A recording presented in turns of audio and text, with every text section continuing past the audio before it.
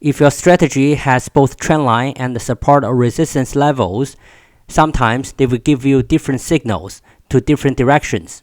So in this case, which one do you trust and which one do you choose? Here is an example. If you're trading trendline, we can see that there are trend lines at the top and at the bottom. And also at the bottom, you can see the market touches the trend line 1, 2, and 3 times. And then the market breaks the trend line. This is the trend line break setup. You want to wait for the pullback. Here comes the pullback. 3 consecutive bull bars. And then the market goes up to test the trend line again, and then it goes down. So you wait for the signal bar. Here comes the signal bar.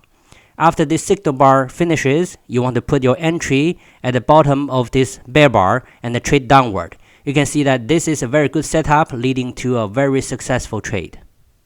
If you're also trading the support or resistance levels, you will see it differently. So the same chart, we can see previously it makes a low here, and then if you draw a line, this could be the support level.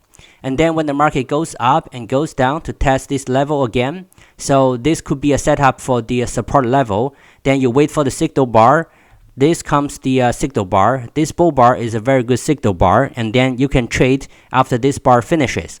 However, you can see the market didn't go up very well, and then it goes down and then penetrates this so-called support level and then goes down. If at that time, if you're having a position, you may have a loss. If you put trend line and support level at the same time, you can see that they give you different signals for different directions. How do you choose? First, you want to take a look at the levels to see the quality of the levels. This level is based on the previous low here, and then it tested, but it's not robust.